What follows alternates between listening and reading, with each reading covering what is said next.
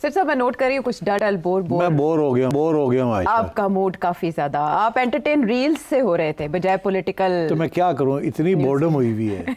और वो ईद से पहले भी तो आपको पता ही है कि लोग का इंटरेस्ट जो है ना वो सियासत में कम हो जाता है और एंटरटेनमेंट में ज़्यादा हो जाता है। तो या तो तुम और मैं इनको एंटरटेन करें, नहीं तो फिर बोर्डम के अंदर जो बातें हैं वही करनी पड़ेंगी।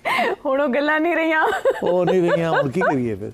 और नहीं कि इमरान खान ही रह गया है, मोहसिन नकवी रह गया है जी, मरवत रह गया है, गंडापुर रह गया है, बिशरा बीबी रह गए ने, हुणे ही रह गए नहीं, वो रह गए ने।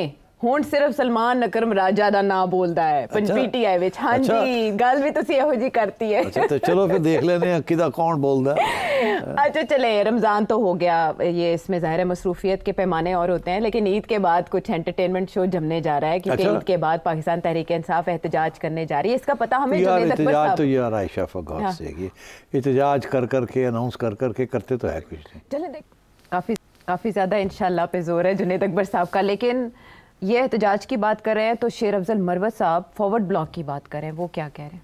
अफसोस की बात यह है कि गैर सियासी लोग जब पार्टियों के फैसले करें तो फिर यही नताइज निकलते हैं। फॉरवर्ड ब्लॉक भी बनेगा, मुझे नजर आ रहा है 16 एमएनएस दरकार हैं उनको फॉरवर्ड ब्लॉक के लिए। 11 तो पीटीआई में ऑलरेडी जो है मुतनाज़ा है, जिनमें चंद लोग तो पहले से जा चुके हैं, तो 5 एमएनएस इनको और दरकार होंगे और अरबों तो ये लगाते हैं। फिर इसका मतलब ईद के बाद आपका फॉरवर्ड ब्लॉक भी बन सकता है, मेरा ख्याल है। बातों में कितना दम है? कोई नहीं फॉरवर्ड ब्लॉक बनना और कोई ख़ास लंबी चौड़ी एहतजाज नहीं होनी। इमरान खान की तरफ से कोई क्लियर कट पॉलिसी इनिशिएटिव जिसको सारी पार्टी को साथ लेके चले वो नहीं आ रहा। यहाँ तक कि अभी ये भी नहीं समझ आ रही थी अभी तक कि कौन मिलेगा कौन नहीं मिलेगा, कौन स्पोक्समैन है कौन नहीं है। अब जाके कुछ थोड़ी सी समझ आ रही है कि सलमान राजा साहब ने बहुत से लोगों को आउट कर दिए, जाके खान के कान भरे हैं और कहा है कि ये सारे ऐसे हैं। मेरा ख्याल है राजा साहब की बात में वज़न तो होगा। राजा साहब वकील आदमी हैं, दलाइल अच्छे देते हैं और मेरा ख्याल है जिन लोगों के ख़िलाफ़ उन्होंने जाके खान के आगे बात की है उनके बारे में पहले भी बहुत से सवालिया निशान थे कि ये इस्टेब्लिशमेंट के करीब हैं या खुफिया तौर पे मिलते हैं या इस्टेब्लिशमेंट के एजेंडे जो हैं उनको चलाते हैं, so on and so fourth. तो ये कोई, मैं हैरान नहीं हूँ कि खान ने फाइनली ये फ़ैसला किया है कि जी ठीक है सलमान अकरम राजा के हवाले किया जाए। मेरा ख्याल है जब भी इनको बनाया था ना सेक्रेटरी तो सलमान एक मॉडर्न आदमी है। सलमान एक पार्टी समझता कि पीटीआई को एक पार्टी के तौर चलना चाहिए, एक चेन ऑफ कमांड होनी चाहिए, एक चेन ऑफ डिसीजन मेकिंग होनी चाहिए, फिर उसकी इम्प्लीमेंटेशन होनी चाहिए। पीटीआई, मैं हमेशा कहता रहा कि पार्टी नहीं बिहेव करती, इट्स लाइक अ मूवमेंट। जितने लोग हैं वो कोई इधर खींच रहा है, कोई उधर खींच रहा है, कोई इधर ले जा रहा है, कोई इधर ले जा रहा है। हर बंदा जो है वो कोई ना कोई बयान दे रहा है, कोई इसके खिलाफ दे रहा है, कोई उसके हक में पॉलिसी ले जा रहा है, कोई उधर पॉलिसी ले जा रहा है। तो ये पार्टी में ऐसे नहीं होता। पार्टी में तो एक लाइन ली जाती है फिर सारे उसको फॉलो करते हैं। तो मेरा ख्याल है खान को जाके सलमान ने कन्विंस किया है कि देखिए ये हमें बड़ा नुकसान दे रहा है और लड़ाई झगड़े भी इसलिए हो रहे हैं, पावर स्ट्रगल चल पड़ी है और तो इसलिए आई थिंक आप मुझे थोड़ी बहुत पावर्स दें। अच्छा। मैं सारा सॉर्ट आउट करता हूँ और एक पार्टी की हायरार्की बनाता हूँ, एक डिसीजन मेकिंग फोरम बनाता हूँ ताकि we are all on the same page. तो मेरा ख्याल है कि फॉर द टाइम बीइंग ये सलमान कामयाब हो गया है। मगर क्या ये जो लोग जिनको उसने आउस्ट किया है ये चुप कर जाएंगे या ये कोशिश नहीं करेंगे खान को मिलने की और कुछ और नई लाइन लेने की? मैं समझता हूँ करेंगे। अभी आपने देखा कि सलमान राजा ने बड़ी कोशिश की कि बाबर अवान को रोका जाए मिलने से, ठीक है ना। अब क्यों? बाबर अवान के साथ तो इमरान खान कब से चल रहे हैं, उनके वकील ही हो रहे हैं। तो वो तो बाबर अवान के साथ चलने के लिए तैयार है। सलमान राजा ने कट कर दिया उनको जी। तो अब और वो फिर भी पहुंच गया वहाँ मिलने के लिए, ठीक है ना। और फिर भी मुलाकात हो गई उसकी। अच्छा। फिर भी मैंने सुना कान में कोई बातें भी उसने कर दी है खान के आगे। हाँ। तो ये चलेगा। मैं समझता हूँ कि इसमें कोई आपको पक्का नतीजा नहीं नजर आएगा। अच्छा। क्योंकि ये जो जिन लोगों को आउस्ट किया ना सलमान ने, ये चुप नहीं करेंगे, ये चुप नहीं करे और वो बात कर रहे हैं। आपने कहा कि सलमान के खिलाफ पूरा एक महाज बनेगा। आप देखिए महाज बनेगा। उस क्वेश्चंस बहुत से उठ रहे हैं उनकी एंट्री से और उसके बाद पार्टी में ऐसे इंप्रेशन आ रहा है जैसे उन्होंने कू कर लिया। लेकिन फैसल चौधरी साहब क्या कह रहे हैं वो सुनते हैं। तो सिट साहब ये पीटीआई को नुकसान देने वाली बातें नहीं है ये सब? देखो आयशा, जब ये फैसला हुआ था ना कि वकला बरादरी को डिसीजन मेकिंग में लेके आना है, क्योंकि सारे केसेस थे तो वो करीब होते जा रहे थे इमरान खान के, तो जाहिर है लॉयर्स जो हैं फिर वो स्पोक्समैन भी बनने शुरू हो गए।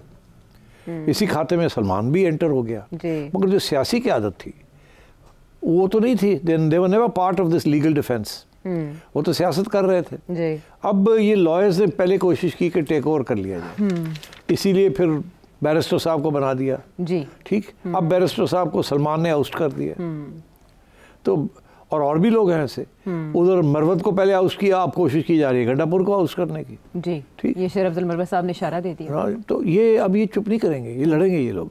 अच्छा, दे आर पॉलिटिकल एनिमल्स, ये लड़ाई झगड़े करेंगे और ये बयानबाजी करेंगे, ये कहेंगे हम we are the real PTI. तो अगर ये जो इशारा है फॉरवर्ड ब्लॉक का जी, ये एक धमकी है, ये एक धमकी है इनकी तरफ से सलमान अकरम राजा साहब को, हाँ ओके, एंड इमरान खान को पैगाम कि अगर हमारे साथ ये किया गया तो then we could have a forward block, okay. तो ये इससे पार्टी कमज़ोर हो जाएगी। तो अब ये देखना ये है कि जुनैद साहब जो हैं, he is a very fine man, बड़े सोबर किस्म के लीडर हैं। आपने देखा उनकी इंटरव्यू भी, काफ़ी चीज़ें उन्होंने जिक्र किया है, क्या वो पूरी कर सकेंगे? Without the support of Gandapur नहीं कर सकेंगे।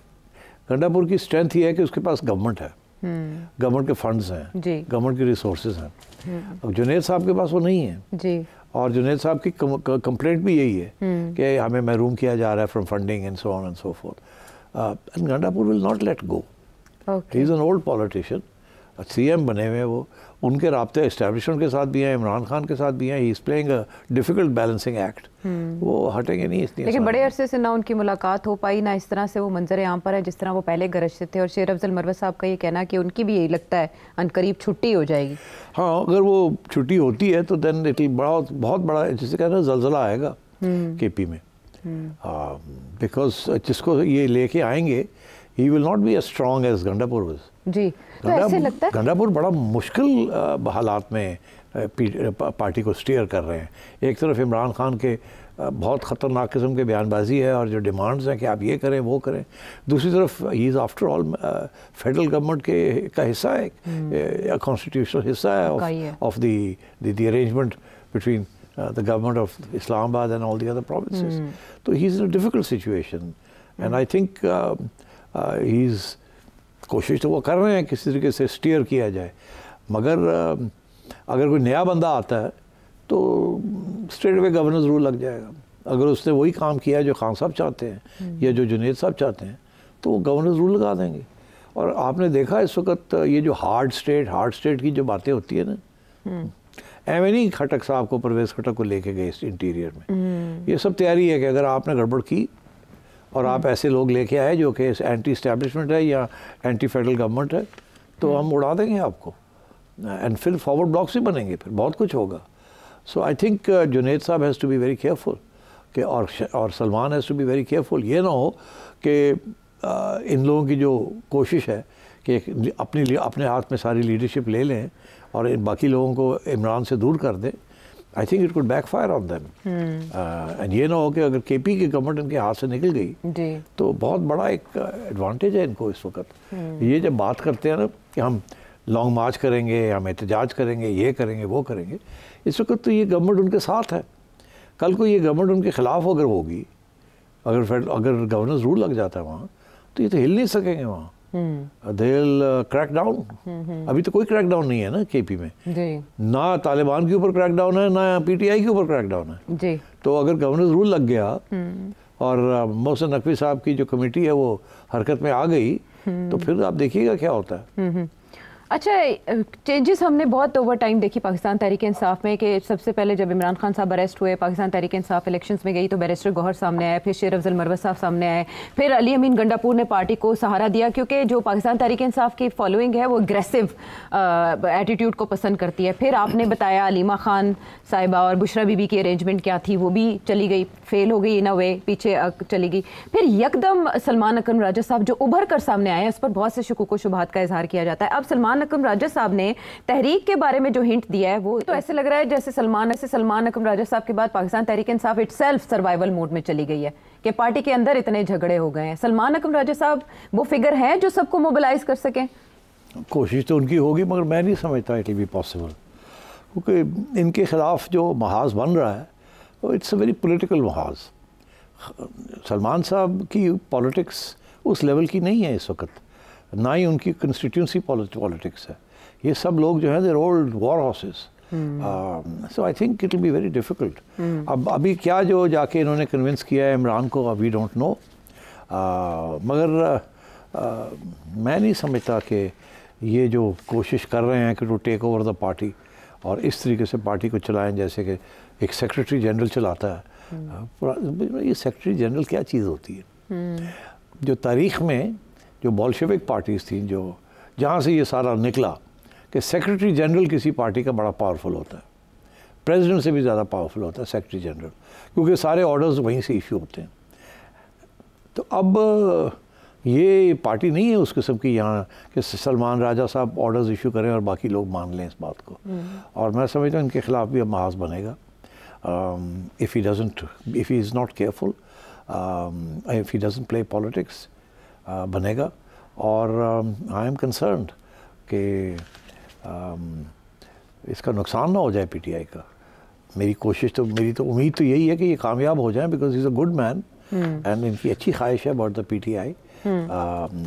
मगर आपको पता है अगर इतनी जल्दी कोई बंदा चढ़ जाए ना ऊपर, तो बहुत सी रिजेंटमेंट्स, जेलसीज, रिजेंटमेंट्स देखो शुरू हो जाती हैं सियासी जमातों में। ठीक। क्योंकि यहाँ सियासी जमातों में ऐसा मिलजुल के चलना पड़ता है। और सलमान के इस वक्त जो मेरी अंडरस्टैंडिंग है, उसके जो राब्ते हैं वो बहनों के साथ हैं। ओके, मेरा अगला सवाल ये था, थैंक यू आपने इसका जवाब। वो बहनों के साथ हैं, मगर हमें पता है कि बुशरा बीबी के साथ भी झड़प हो चुकी है। हमें पता है Gandapur doesn't like him, Marwat doesn't like him, Faisal and Fawad don't like him. अपने जो हमारे बैरिस्टर साहब हैं उनको भी इन्होंने आउस्ट कर दिया, बैरिस्टर गौहर इन अ वे रेलेवेंट इनके बाद। तो मैं समझता हूँ ऑल दिस ये कहीं ना कहीं आके तो खड़ा होगा ना। And I think Salman should be very careful कि इतना बढ़ के आगे अपने साथियों के साथ वो लोग जिनकी काफ़ी कुर्बानियाँ हैं पीटीआई के लिए और काफ़ी मेहनत की है उन्होंने, उनको इस तरीके से साइड लाइन आउट ना किया जाए, कोशिश की जाए उनको साथ लेके चलने की कोशिश की जाए। ठीक। अच्छा, इसमें एक और पहलू, सलमान अकरम राजा साहब ने बाबर अवान साहब की मुलाकात के बाद एक कमेंट किया कि जेल में कुछ मुलाकातें ऊपर से कराई जाती हैं। सलमान अकरम राजा साहब भी उस कमेटी में हैं जिन्होंने प्रूफ करने थे नाम, तो उससे ऊपर कौन और क्यों करवाएंगे? तो वो जाहिर है, देखें ना, बहुत बड़ा इल्ज़ाम लगा दिया ना, छोटा इल्ज़ाम तो नहीं है। हाँ। ऊपर से क्या है, ऊपर से एस्टैब्लिशमेंट करवा रही है मीटिंग। तो अगर सलमान अकरम राजा साहब को ये बात पता है तो क्या इमरान खान को नहीं पता? क्या इमरान खान नहीं कह सकता था मैंने नहीं मिलना? उसने तो नहीं कहा कि मैंने बाबर अवान को नहीं मिलना। बाबर अवान तो पहुँच गया उस तक, चले वहाँ किसी ने भिजवा दिया, पहुँचा दिया, मगर फिर फुसफुस भी वहाँ तो हुई। तो मतलब है कि ये इसी तरीके के साथ आप देखिएगा गंडापुर भी पहुंच जाएगा, अच्छा, मरवत भी पहुंच जाएगा। मैं आपको लिख के दे रहा हूँ, फैसल चौधरी भी आ जाएंगे वापस। वो तो कह रहे हैं मैं तो लड़ूंगा, मैं तो करूंगा। हाँ। अब बात ये इन सब के ऊपर जो दाग लगा है ना, वो यही है कि इस्टेब्लिशमेंट के राब्ते में है ये। कोई भी सियासतदान इस मुल्क में वो सियासत नहीं कर सकता अगर वो इस्टेब्लिशमेंट के राब्ते में ना हो। वो और बात है कि उनकी बात मानता है या नहीं मानता, उनसे बहस करता है या नहीं बहस करता, इत्तेफाक करता है या नहीं करता, उनका काम करता है या नहीं करता, मगर हर सियासतदान राब्ते में, और खान साहब भी राब्ते में होना चाहते हैं। ये तो नहीं है कि वो नहीं होना चाहते, वो भी तो कहते हैं कि मैंने अगर बात करनी है तो उन्हीं से बात करनी है, they are the powerful force. तो ये तो everybody is in touch with the establishment. अब ये कहना कि जी फलाना बंदा जो है वो इस्टेब्लिशमेंट के इन टच है तो इसलिए वो इस्टेब्लिशमेंट का एजेंट है, this is not going to work. इस मुल्क में सारे ही सियासतदान जो हैं they're in touch with the establishment, खा वो इमरान खान के लोग हों, खा वो इमरान खान हो, खा वो बुशरा बीबी हो। Honestly I am telling you, permit वहीं से मिलता है सियासत, परमिट लें या ना लें, मगर अगर इस्टेब्लिशमेंट के साथ रास्ते में अगर वो ना हो तो वो सर्वाइव नहीं कर सकते।